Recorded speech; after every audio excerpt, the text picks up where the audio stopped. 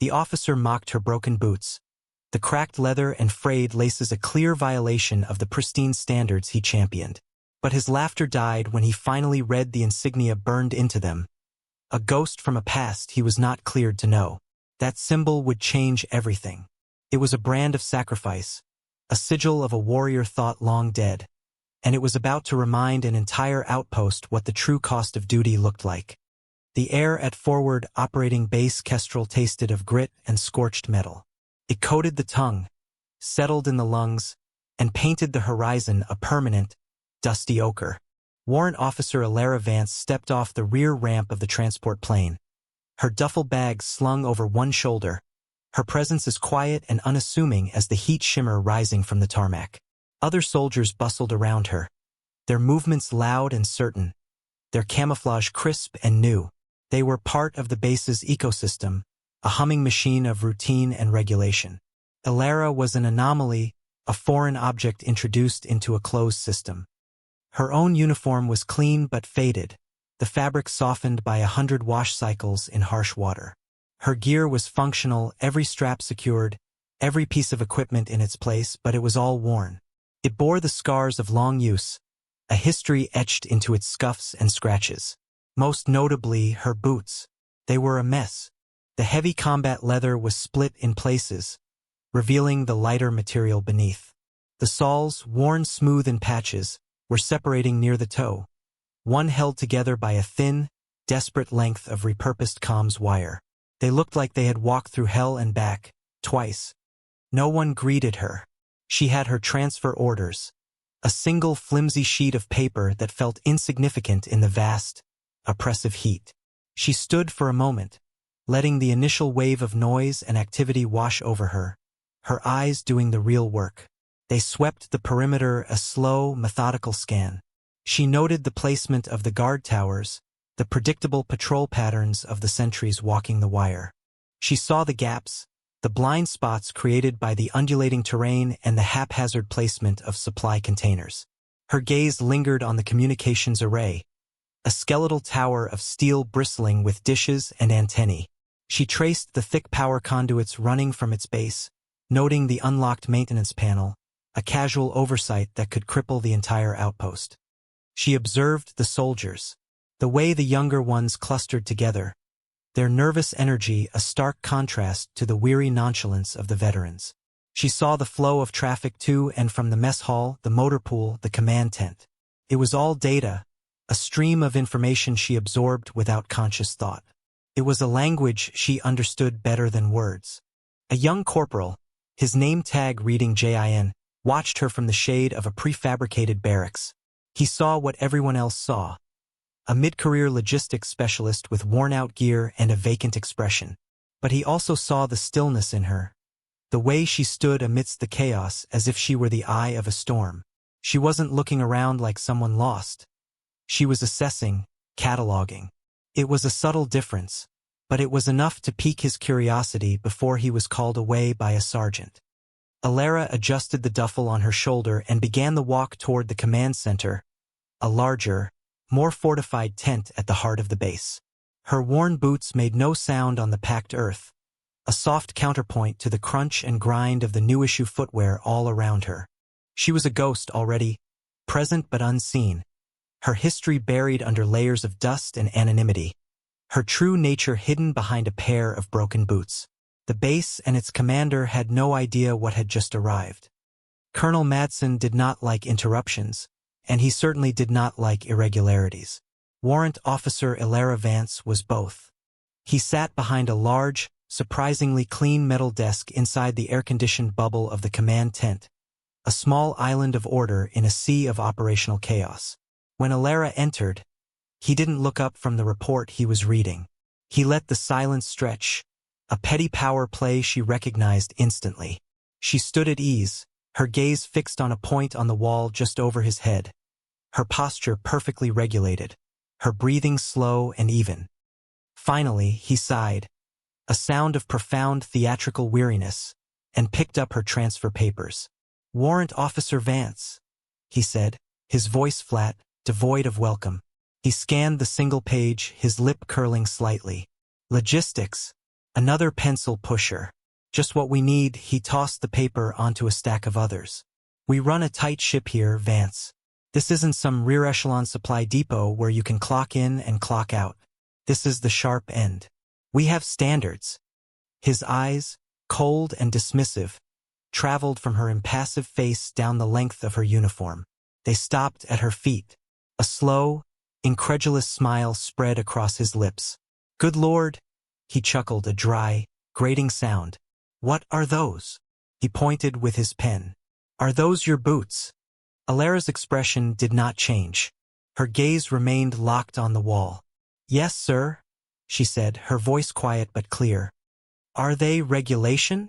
Madsen pressed, leaning forward now, the mockery in his tone sharpening into a blade.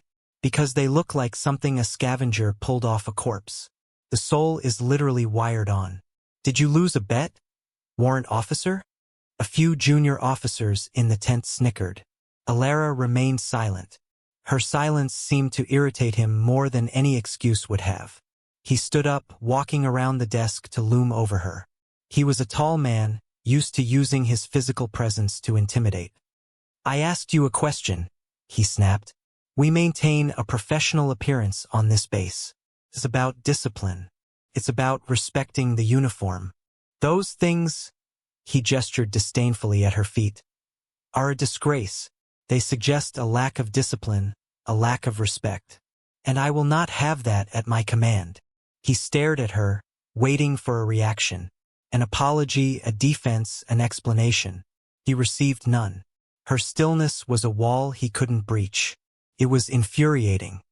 You will report to the quartermaster immediately, he ordered, his voice tight with anger. You will get a new pair of boots. I don't care what it takes. I want those pieces of trash burned. Is that understood? Understood, sir, Alara said. The words clipped precise. And Vance, he added, his voice dropping to a conspiratorial sneer. Try to keep up. This is a real soldier's post. We don't have time to babysit logistics clerks who can't even maintain their own footwear. He turned his back on her, a clear dismissal. The other officers followed his lead, turning back to their maps and monitors. Alara executed a perfect about-face and walked out of the tent, her steps still silent. The heat outside hit her like a physical blow, but it was nothing compared to the cold fire of the colonel's contempt. She didn't go to the quartermaster. Instead, she walked to the barracks assignment she'd been given, her broken boots carrying her forward, each silent step a testament to a history Madsen couldn't even begin to comprehend. Alara was assigned a bunk in the furthest, quietest corner of a long, narrow barracks building. It was a space no one else wanted, next to a rattling ventilation unit and far from the main door. She took it without complaint, stowing her duffel beneath the thin mattress and setting up her small space with an economy of motion that spoke of long practice. She didn't interact with the other soldiers who shared the quarters. She existed on the periphery of their loud conversations and card games, a gray shape in the corner of their vision. They learned her name was Vance and that she was in logistics. That was all they needed to know, and soon they barely noticed her at all. This invisibility was a tool she had honed over many years. She used the next few days to walk the base, learning its rhythms, its pulse. She did it under the guise of her official duties, requisitioning manifests from the motor pool, checking inventory in the supply tents, cross-referencing shipping schedules at the landing strip. But her real work was observation. She saw the things that habit and routine had made invisible to everyone else. She watched the perimeter guards on their 8-hour shifts. By the third day, she knew their routes by heart. She knew which sections they walked faster, which corners they cut. She saw how the guards in Tower 3 always turned to watch the supply trucks arrive at 0900, their attention drawn away from the eastern wadi for a full 5 minutes. She noticed that the night shift patrol on the northern fence had a dead spot in their radio coverage that lasted for 90 seconds as they passed behind the main generator shed. 90 seconds was an eternity. Her eyes cataloged the base's infrastructure. She noted the primary water purification unit, its intake valve partially clogged with sand, reducing its efficiency by nearly 20%. She saw the backup generator, a newer model, but its fuel line was exposed, running alongside a path frequently used by heavy vehicles. One careless driver, one minor accident, and the base's entire emergency power system would be useless. She studied the layout of the ammunition depot, the neat stacks of crates. She also saw that the fire suppression system's pressure gauge was in the low yellow, a detail no one had bothered to report. She spent an hour one afternoon near the mess tent, nursing a cup of lukewarm coffee, and simply listened. She listened to the gossip, the complaints about the food, the talk of home. But she also listened to the radio chatter bleeding from the nearby comms tent. She filtered out the noise, focusing on the cadence of the operators, the slight but detectable increase in encrypted traffic to and from Sector Command over the last 48 hours. Something was brewing beyond the wire, a tension that the rank and file were not yet privy to, but which hummed just beneath the surface of the daily routine. Corporal Jean saw her. He was a comms technician, and he often saw her standing near the array, her gaze distant. He first thought she was homesick, just another soldier staring at the horizon. But then he noticed the intensity of her focus. She wasn't just looking, she was studying. One afternoon, he saw her tracing lines in the dirt with a stick, recreating the schematic of the base's power grid from memory. When she saw him watching, she quickly smoothed the dirt with her boot and walked away. Jean was no longer just curious. He was intrigued. This woman was not a simple logistics clerk. The worn boots, the quiet demeanor, the unervingly perceptive eyes. It was a puzzle. A puzzle the rest of the base, from the colonel down, was too arrogant or too busy to even notice. The pressure arrived not as a creeping dread, but as a sudden, brutal fist. It came from the west, a monstrous wall of sand and dust the color of bruised plums. The veterans called it a haboob. The sky turned from pale blue to a sickly yellow, then to a terrifying, churning brown. The sun vanished. The world beyond the concertina wire disappeared into a swirling vortex of grit. The wind rose from a whisper to a shriek, then to a deafening roar that vibrated in the bones. This was not just a storm. It was a shroud. The first casualty was the light. The base's floodlights, which had clicked on automatically as the sky darkened, flickered once, twice, and then died. A collective shout of alarm went up across the outpost. Seconds later, the main generator coughed, sputtered, and fell silent. The entire base was plunged into an almost absolute darkness, the only illumination coming from the faint, eerie glow of emergency signs and the panicked beams of individual flashlights cutting wildly through the choking dust. Then the comms went down. The steady crackle of the base-wide radio network dissolved into a hiss of static. The link to Sector Command vanished. FOB Kestrel was blind, deaf, and alone. Panic, a cold and greasy thing, began to spread. Young soldiers, who had never experienced a storm of this magnitude, shouted for orders that never came.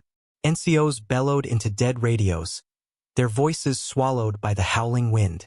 Inside the command tent, the chaos was amplified. Colonel Madsen stood before a bank of dead monitors, his face a mask of fury and helplessness. His neat, orderly world had disintegrated in less than 2 minutes. "Get me a sit rep," he roared at a terrified lieutenant. "Someone get the generator back online. Where are my perimeter reports?" His questions were met with a chorus of, "I don't know, sir," and "Comms are down, sir." The command structure, so rigid and clear moments before, had fractured. Madsen was a commander with no way to command, an eye with no way to see. He was barking orders into a void, his authority meaningless without the technology that supported it. The storm was not just a physical assault, it was a tactical one. It had targeted the base's nervous system, and the body was beginning to thrash in confusion. Through it all, Elara Vance was a point of absolute calm. When the lights went out in the barracks, she didn't flinch. While others fumbled for their gear, she was already moving. She had felt the shift in barometric pressure long before the storm hit. She had tasted the change in the air. This was not a surprise. It was an inevitability. The increased radio traffic she'd overheard had been a prelude. The storm was cover. They were not alone in the dark. She pulled a small, rugged toolkit from her duffel and strapped a headlamp to her forehead. She saw Corporal Gene near the door, his face pale in the intermittent slash of a flashlight, his rifle held tight against his chest. He looked lost. "Gene," she said, her voice cutting through the din. It wasn't a shout, but it commanded his attention instantly. "With me. Bring your sidearm, a spare battery for your personal radio, and a pry bar from the emergency locker." He stared at her, confused. "With you where?" "We're supposed to muster at the defensive positions." "Those positions are blind," she stated, not as an opinion, but as a fact. "We're going to give them eyes." She didn't wait for his consent. She was already moving toward the door, a swift, silent shape in the maelstrom. After a heartbeat of indecision, Gene followed. He didn't know why, but in a world that had suddenly stopped making sense, the quiet logistics officer was the only one who seemed to have a plan. While Colonel Madson's command tent descended into a shouting match with the storm, Alara moved with purpose. She led Corporal Gene out of the barracks and into the blinding chaos.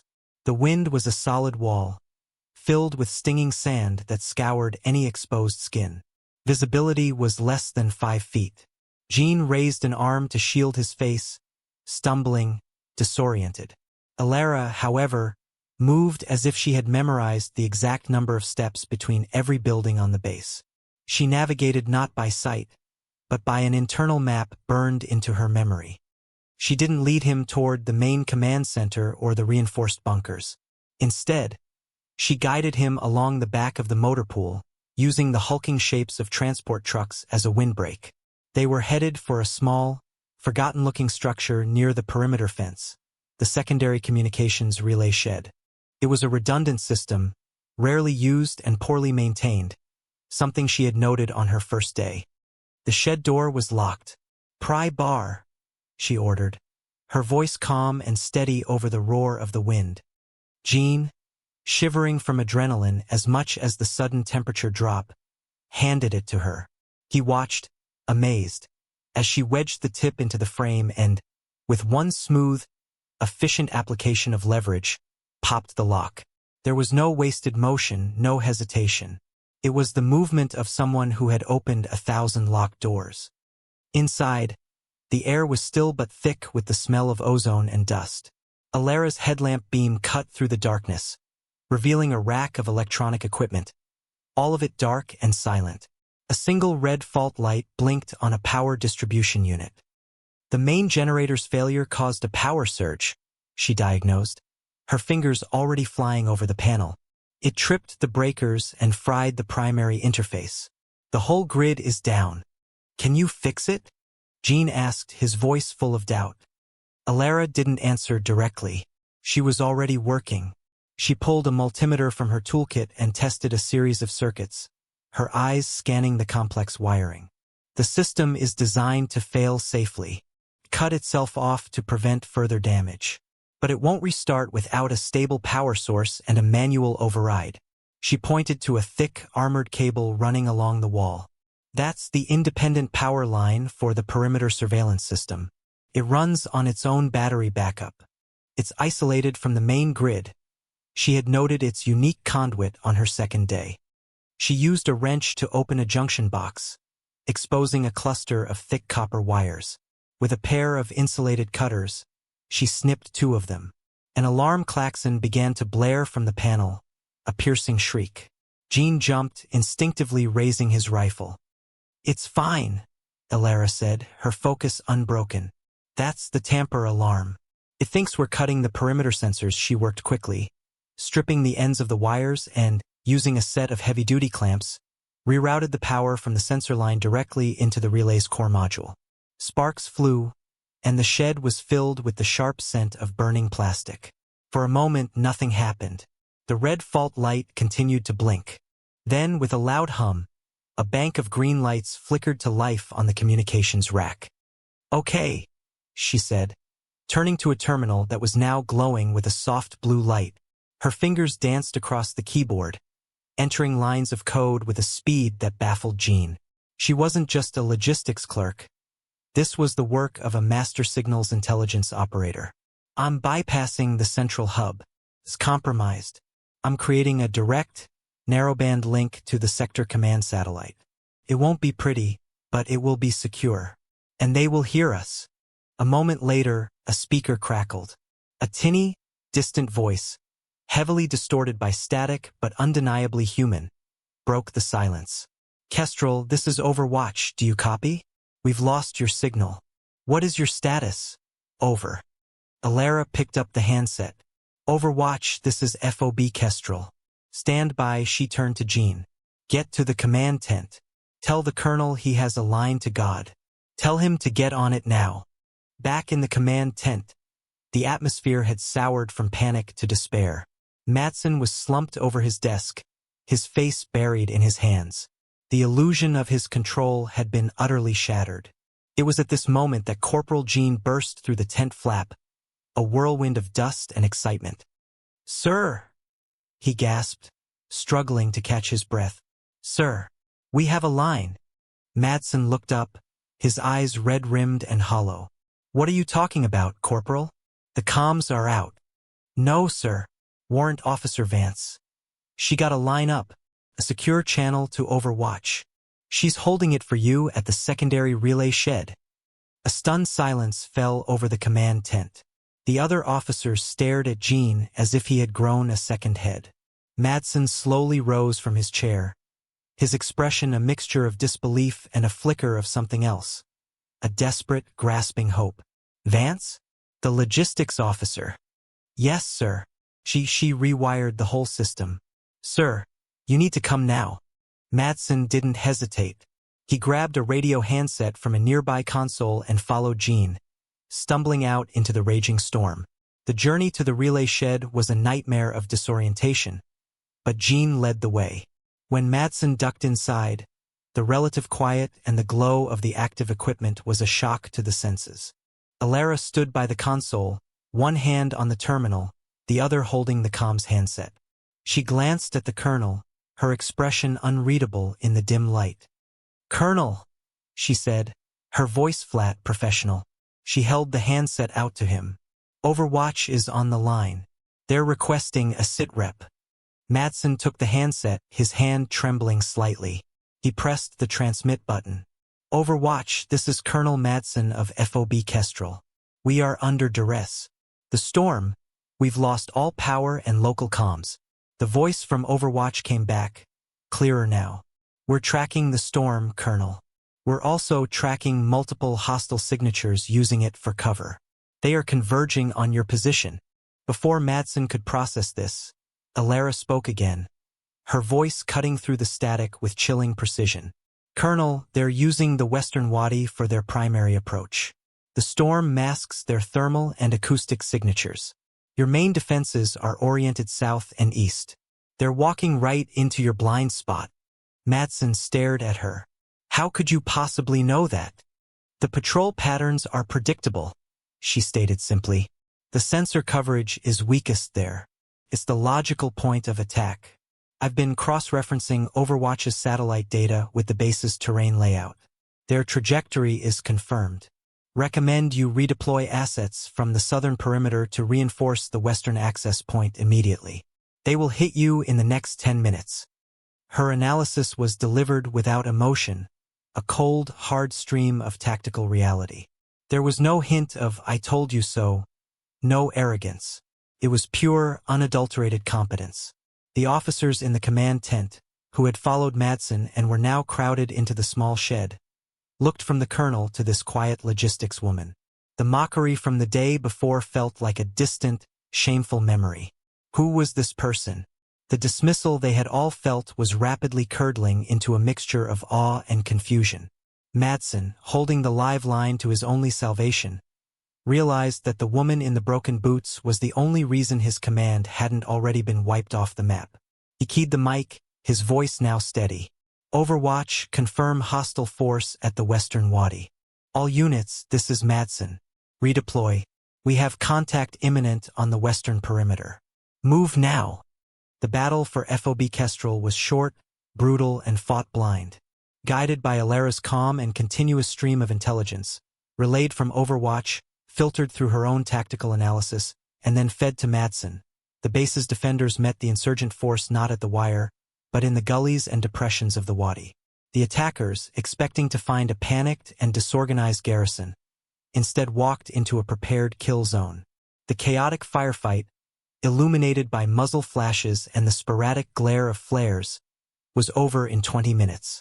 The enemy broke and retreated back into the storm, leaving their dead behind. By the time the wind began to die down hours later, the immediate threat was over. But the base was still in a critical state. The main generator was a smoking wreck. The backup unit's exposed fuel line had been ruptured by shrapnel from a stray RPG. The base was running on emergency batteries, and they were fading fast.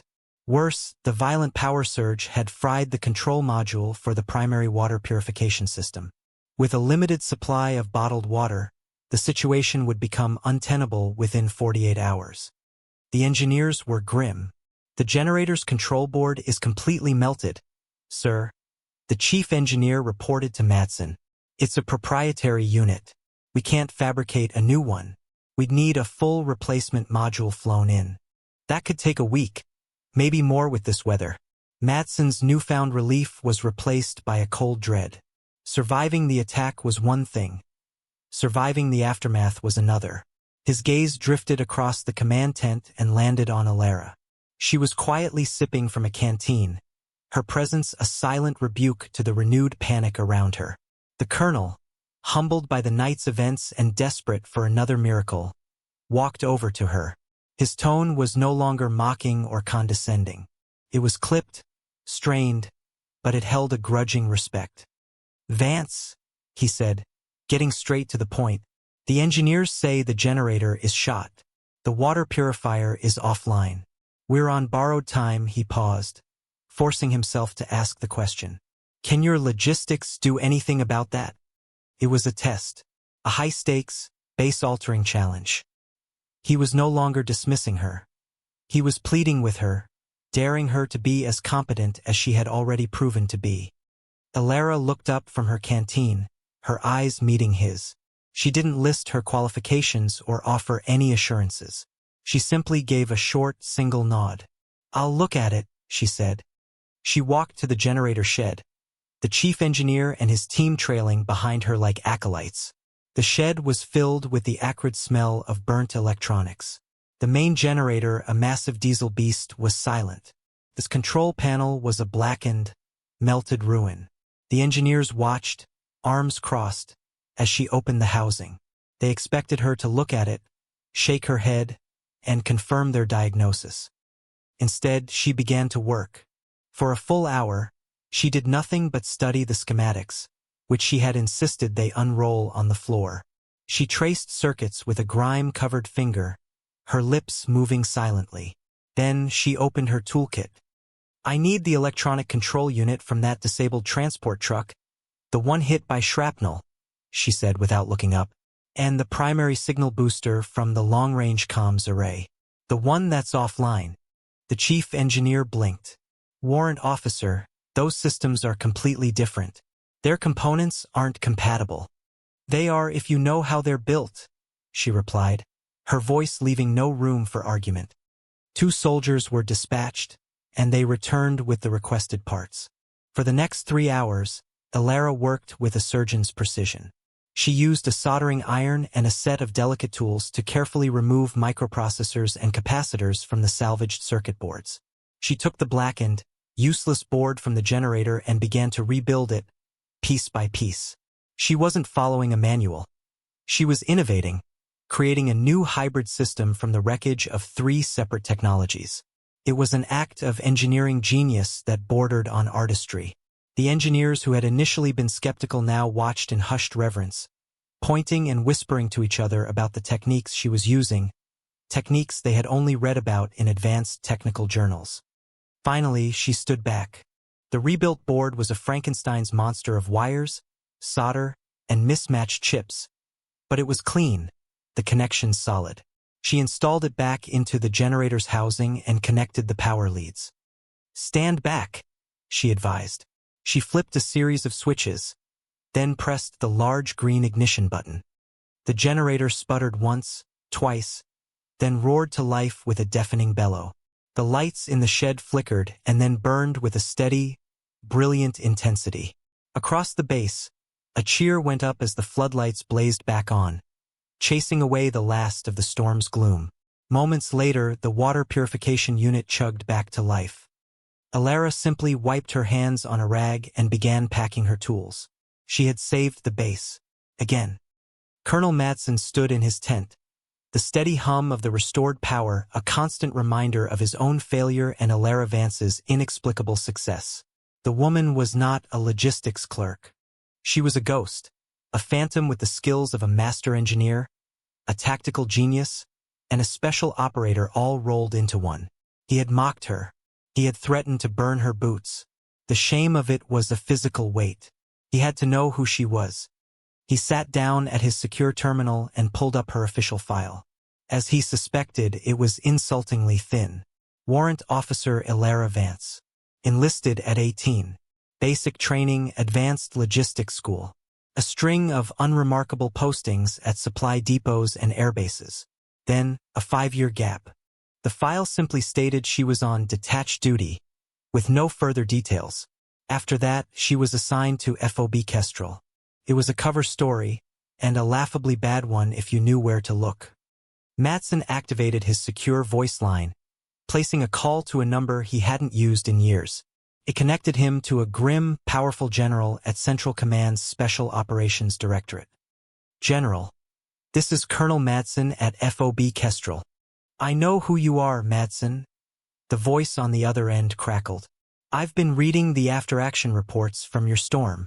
You had some help, I hear. That's why I'm calling, sir. I have a warrant officer here. Alara Vance. A long, heavy silence stretched over the line. Madsen could hear the faint sound of the general breathing. When he finally spoke, his voice was low, serious. What about her? I need her full file, General. I need to know who I have on my base. Colonel, the general said, and the tone was a clear warning. You do not have the clearance for that file. No one on your base has the clearance for that file. With all due respect, sir. Madsen pressed, his desperation overriding his caution. She just saved my command twice in one night. She rebuilt a generator control board with spare parts from a truck. I deserve to know. Another pause. Madsen could picture the general weighing his options. I can't send you the file, Colonel. It's sealed. But I'll tell you what's not in it. Vance wasn't on detached duty. She was sheep-dipped. Her records were scrubbed. For 5 years, officially, she didn't exist. Unofficially, she was the lead technical specialist and field operator for a unit called Task Force Chimera. Madsen felt the blood drain from his face. Chimera. It was a myth, a ghost story whispered by intelligence analysts. A Tier 1 direct action unit tasked with impossible missions, so secret that its existence was officially denied. The general's voice continued, a grim eulogy. She was the sole survivor of their last mission, Operation Silent Spectre. You've heard of it. Madsen had. Silent Spectre was a legendary disaster. A full team of Chimera operators sent deep into hostile territory to disable a chemical weapons facility. They were compromised, surrounded, and wiped out. No bodies were ever recovered. It was a black mark on the special operations community, a wound that never healed. Sole survivor. The boots? Madsen whispered, the realization hitting him like a physical blow. What about them? The general asked. She wears a pair of battered old combat boots. I gave her hell for them. The general sighed, a sound of infinite weariness. Those boots are probably the only thing she brought back from that mountain. The Chimera operators had a tradition. They burned their unit insignia into their gear. A small, stylized chimera. A symbol that they were part of something that didn't exist. Madsen disconnected the call, his hand shaking. He walked out of the command tent, his mind reeling. The world felt tilted on its axis. He saw Alara across the compound. She was sitting on an ammo crate, methodically cleaning her rifle. Her worn boots were on the ground beside her. Driven by a need to see, to confirm, he walked toward her. He stopped a few feet away. In the harsh glare of the newly restored floodlights, He knelt down. He looked at the right boot, the one held together with wire. And there, almost completely obscured by dirt and scarred leather, he saw it. A tiny, exquisitely detailed symbol had been burned into the heel. A chimera, its 3 heads, a lion, a goat, and a serpent intertwined. It wasn't a brand of shame. It was a mark of honor. A tombstone for a ghost unit, worn by the only one who had walked out of the grave. The next morning, the sun rose on a base that was bruised but alive. The storm had passed, leaving behind a clean, scoured landscape under a brilliant blue sky. Colonel Madsen called for a full base formation on the main parade ground. It was unusual, and a murmur of apprehension ran through the ranks as they assembled. They expected a lecture, a dressing down for the initial chaos of the storm. Elara Vance stood in the back row of the formation, as was her habit. She stood at parade rest, her face impassive, her gaze directed forward. She expected nothing. Colonel Madsen emerged from the command tent and strode to the center of the formation. He was immaculate, his uniform pressed, his boots polished to a mirror shine. He surveyed the assembled soldiers, his gaze sweeping over them before it came to rest on the solitary figure in the back. Without a word, he began to walk. He didn't stop at the front of the formation to address them all. He walked past his company commanders, past his lieutenants and sergeants major. He walked through the ranks of soldiers, who parted for him in confused silence. He walked until he was standing directly in front of Warrant Officer Elara Vance. The entire base held its breath. Every eye was on the 2 of them. Jean, standing just a few places down from Elara, felt his heart pounding in his chest. He didn't know what was about to happen, but he knew it would be significant. Madsen looked at Elara. He didn't speak. His eyes dropped for a single, deliberate second to her broken boots, which stood on the same ground as his own polished ones. Then he brought his gaze back up to meet hers. In his eyes, she saw no mockery, no anger. She saw a profound, gut-wrenching shame and something else. A deep and abiding respect that transcended rank. Slowly, deliberately, Colonel Madsen raised his right hand to his brow. It was not the quick, perfunctory salute he gave to subordinates. It was the slow, formal salute of a soldier honoring a hero. A salute of equals. A salute of penance. The silence on the parade ground was absolute, broken only by the distant hum of the generator she had brought back to life. For a long moment, Elara simply held his gaze. Then, with a motion that was fluid, precise, and imbued with a discipline that seemed to come from the very core of her being, she brought her own hand up and returned the salute. Not a single person in the formation moved. They all understood. They had just witnessed an apology, a recognition, and a transfer of power. The rigid hierarchy of the base had just been rewritten, not by an order, but by a simple gesture of honor. The logistics clerk in the broken boots was no longer an outcast. She was a legend. In the days that followed, a new kind of order settled over FOB Kestrel. It was a quieter, more watchful place. The soldiers still performed their duties. The routines of base life continued, but there was a subtle shift in the atmosphere. It centered around Elara Vance. No one spoke to her about what had happened, but they no longer ignored her. Instead, they gave her a wide berth, a bubble of respectful silence. When she walked through the mess hall, conversations would dip slightly, and soldiers would nod in her direction. The engineers treated her with a reverence usually reserved for visiting dignitaries, asking her opinion on technical matters that were far outside her official purview. She was still a warrant officer in logistics, but now, when she made an observation, people listened. Her quiet words carried more weight than a shouted order from anyone else. Madsen never mentioned the incident again, but his demeanor toward her was permanently changed. He would seek her out, not to give her orders, but to ask for her assessment of the base's defensive posture or the efficiency of their supply chain. He treated her as a trusted advisor, a silent partner in his command. The mockery was gone, replaced by a quiet, professional deference. The final scene of this transformation occurred a week after the storm. The sun was setting, painting the desert in hues of orange and deep purple. Alara sat alone on a stack of ammo crates at the edge of the airfield, looking out at the vast, empty horizon. She had a small cleaning kit beside her. In her lap were her boots. She was not replacing them. The quartermaster had, at the colonel's quiet insistence, offered her any pair she wanted, top of the line. She had politely refused. With a soft cloth and a small container of saddle soap, she was carefully, methodically cleaning the old, battered leather. Her movements were gentle, almost tender. She worked the soap into the cracks and scuffs, cleaning away the grime of 100 missions, of 1,000 miles walked through unforgiving terrain.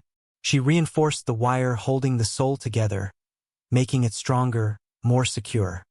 When she was done, she picked up the right boot and held it in the fading light. With her thumb, she slowly, carefully traced the faint outline of the symbol burned into the heel. The three-headed chimera, a memorial to the fallen, a testament to the survivor. The boots were not a sign of indiscipline or neglect. They were her history. They were her comrades. They were a promise she had made to keep walking, even when she was the only one left. The last rays of sunlight cast her in a long silhouette against the darkening desert. A lone, quiet figure, a guardian whose brokenness was her greatest strength. Her dignity was intact, her respect earned in darkness and silence, and it would endure long after the memory of the storm had faded to dust.